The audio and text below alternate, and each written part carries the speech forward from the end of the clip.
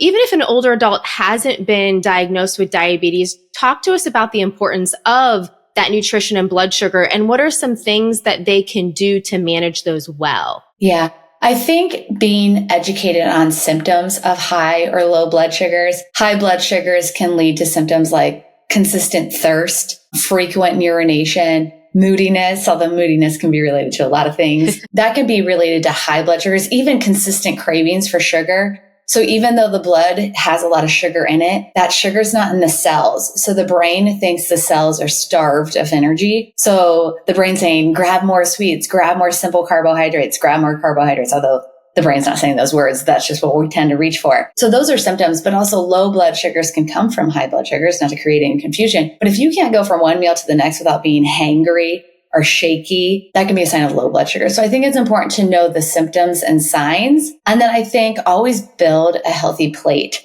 As we age, we actually need more protein with aging. And also as we age, people tend to want less protein because they might feel protein sits in their stomach. It's harder to digest. It might be less of a craving, but knowing the power of protein, quality protein can go a long way for healthy aging, for healthy bones, healthy muscle mass, and blood sugar stability. So protein can help blood sugar stay stable. And that's a key tip all around. Is there a general rule of thumb of like, you should have this much protein per day? Like if you're a man, if you're a woman, if you're this age, if you're this age, what do you suggest? I think everyone using their own hand is a good measuring tool. And the palm of your hand, the width and thickness is an ideal amount per meal. Now, a lot of people are not putting a steak in their cereal bowl. Like breakfast is usually is the most protein depleted meal. So that's where I really position eggs. And people are like, well, Kelly, what about cholesterol? And there's so much to debunk on the 1970s, 80s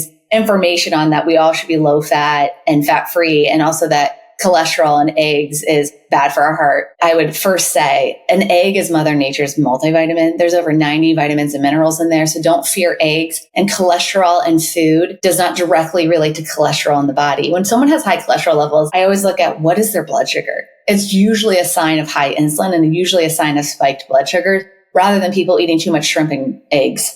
Okay. But with breakfast, think through ways you can have more protein in that meal. And that could be Greek yogurt, cottage cheese, eggs, quality sausage. So everyone's like, well, isn't sausage processed? When it comes to nutrition, we want to make sure we're eating whole food ingredients. Okay. What about protein powders? I love protein powders, but they're good and bad, just like supplements. Yeah. There's ones that are third-party tested, and then there's ones from the wild, wild west who knows what's in them.